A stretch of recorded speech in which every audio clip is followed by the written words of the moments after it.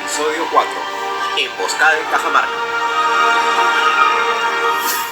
A la mañana del sábado 16 de noviembre de 1532, los españoles esperaban ansiosos la llegada del Inca a Cajamarca.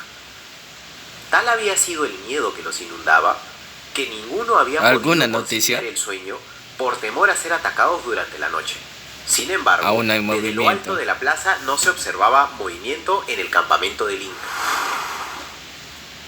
Resulta ser que Atahualpa también se había mantenido despierto hasta altas horas de la madrugada, buscando consejo entre sus jefes y festejando lo que parecía ser un próximo triunfo definitivo. Sin duda la victoria de sus generales contra Huáscar había sido rotunda, pero el Inca era consciente que aún existían muchos pueblos y caciques afines a la causa huascarista. Por esa razón, él consideraba que la victoria contra estos mal llamados huiracochas le ayudaría a consolidar, de una vez por todas, su dominio sobre el imperio. Recién hacia el mediodía, parte del ejército del Inca inició su marcha a un ritmo ceremonioso, acompañado de músicos y danzantes, para finalmente detenerse a las afueras de Cajamarca. Todo parecía indicar que el Inca no tenía prisa por ingresar a la plaza y que se disponía a acampar a las afueras del pueblo. Exasperado por la espera, que se sentía interminable, Pizarro envió a Hernando de Aldana, sí, lo sé, otro Hernando, al campamento del Inca para urgirle que acuda a su encuentro cuanto antes. Aldana, quien entendía y hablaba algo de runasimi, se presentó ante Atahualpa y le apresuró a que continúe su camino hacia la plaza, pues el gobernador lo estaba esperando. Fastidiado por la insolencia de los españoles, el Inca casi pierde la paciencia con Aldana, pero finalmente le dijo que acudiría al encuentro de su líder. Así, parte del séquito de Atahualpa reinició su marcha en dirección a la plaza.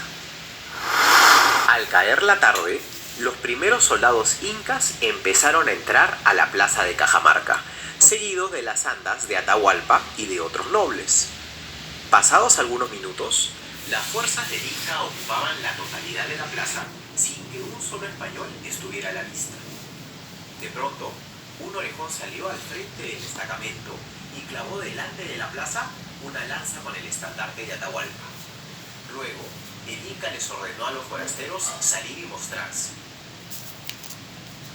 Después de algunos segundos de silencio, finalmente tres figuras emergieron del edificio principal. Se trataba del fraile dominico Vicente de Valverde, el soldado Hernando de Aldana y el intérprete Martinillo.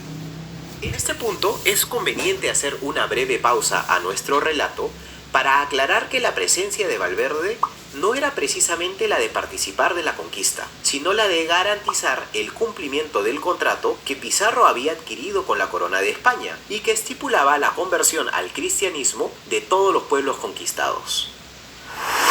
Verán, debido a los múltiples reportes sobre la brutalidad con la que los españoles y sus aliados se habían comportado desde el descubrimiento de América y el subsecuente sometimiento de sus pueblos originarios, te estoy viendo a ti, Cristóbal Colón, la corona de España había dispuesto que antes de cada nueva conquista se leyera a los indios un documento llamado requerimiento, que cumplía la doble función de servir tanto de una justificación como de un ultimátum. En resumen, el requerimiento explicaba a los futuros pueblos conquistados que era su obligación someterse a la corona española y al único Dios.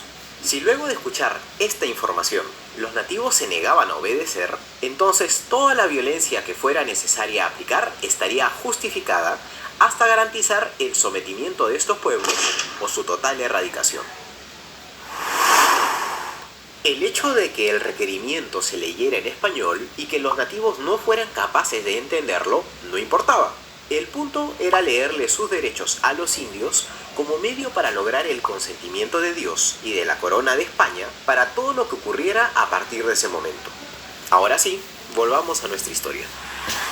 El fraile se acercó al Inca y lo invitó invitó a bajar de su litera e ingresar al edificio principal para que se entrevistase con el gobernador, pero Atahualpa le indicó que no se movería hasta que le devolvieran todo lo que habían robado de sus tierras. Sin más alternativas, Valverde comenzó a recitar en voz alta el requerimiento, mientras que Martinillo se esforzaba por traducir el confuso mensaje, con ideas tan poco entendibles tanto para el Inca como para el intérprete. What? Luego de que Martinillo terminara su cuestionable interpretación, la plaza quedó en silencio por unos instantes. Acto seguido, Valverde alzó su breviario e indicó que todo lo dicho por él era palabra de Dios. Esto causó la curiosidad del Inca, quien había escuchado de la extraña costumbre de los forasteros de hablarle a estos objetos rectangulares. Atahualpa exigió a Valverde entregarle el breviario, quien accedió. El Inca examinó el extraño objeto y finalmente, sin entenderlo ni impresionarlo, lo tiró al suelo, reiterando que sabía muy bien cómo se habían estado comportando los cristianos y que no se movería hasta que todos los objetos robados se le fueran devueltos. Según algunos testigos, en ese momento Atahualpa se levantó de su anda y comenzó a gritar órdenes a sus tropas, preparándolas para capturar a los forasteros. Martinillo solo atinó a recoger el breviario y junto con el fraile Valverde y el soldado Aldana regresaron rápidamente al interior del edificio principal, donde los esperaba Francisco Pizarro y su grupo de soldados. Aterrado e indignado por la herejía que acababa de presenciar, Valverde les reprochó a los españoles mantenerse impasibles mientras los campos se llenaban de indios y, dirigiéndose al gobernador, los instó a salir y atacar, pues él los absolvía. Pizarro lo dudó tan solo unos instantes, pero, comprendiendo que el éxito o el fracaso de toda su empresa dependía de este momento, le dio finalmente la señal a Pedro de Candia para accionar la trampa. Segundo después, los 4 cañones y los 9 arquebuceros apostados en la retaguardia de las tropas de Atahualpa abrieron fuego sobre la plaza. Inmediatamente después, las trompetas comenzaron a sonar mientras los jinetes españoles, alaridos y Santiago, cargaron contra el enemigo. Las tropas de Atahualpa debieron quedar totalmente perplejas ante la vista de sus hermanos cayendo sin vida tras el fuego de la artillería, siendo aplastados por la embestida de la bestia de los viracochas. Viéndose atacados desde todos los frentes, los soldados incas perdieron cualquier noción de moral y cohesión y entraron en pánico, huyendo sin orden hacia las 2 únicas salidas de la plaza, muriendo muchos aplastados como resultado del caos del momento. Mientras tanto, el contingente de soldados al mando del mismísimo Francisco Pizarro salió del edificio principal con la misión de concretar la captura de Atahualpa, que seguía en su litera tratando de reorganizar a sus Organícese. tropas. Pizarro logró tomar del brazo izquierdo a Atahualpa, pero fue incapaz de tumbar. El resto de los españoles comenzó a matar uno a uno a los cargadores reales, pero tan pronto como uno caía muerto, otro tomaba su lugar para evitar la caída del Inca. Frustrado ante la imposibilidad de tumbar la litera, uno de los españoles intentó acribillar a Atahualpa, pero su golpe fue rápidamente bloqueado por Pizarro. No hieran al indio, sos pena. Finalmente, gracias al apoyo adicional de algunos jinetes, los soldados lograron voltear la litera y tumbar a Atahualpa, quien sería finalmente arrastrado por Pizarro y sus hombres hacia el interior del edificio principal. Mientras tanto, el resto de la caballería española persiguió a los soldados incas por la planicie ubicada a las afueras del pueblo. Al ponerse el sol, Pizarro ordenó finalmente a Pedro de Candia hacer sonar las trompetas desde lo alto del fuerte, indicando la orden de retorno. Lentamente, los jinetes fueron replegándose hacia la plaza, dejando atrás el rastro de miles de cuerpos muertos o nativos mutilados y agonizando. Se estima que aquel día fueron muertos entre 2.000 y 7.000 nativos, entre ellos los señores de Chincha y Cajamarca. En contraste, ni un solo español perdería la vida. Tal fue el efecto de la sorpresa asestada por los conquistadores.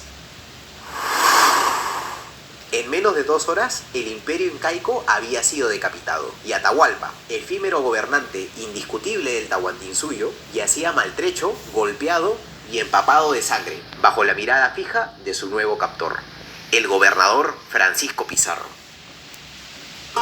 Muchas gracias por ver la 4ª parte de nuestro documental y por todo el apoyo y los buenos aportes Gracias por ver el cuarto episodio documental de la calle del Imperio Incaico.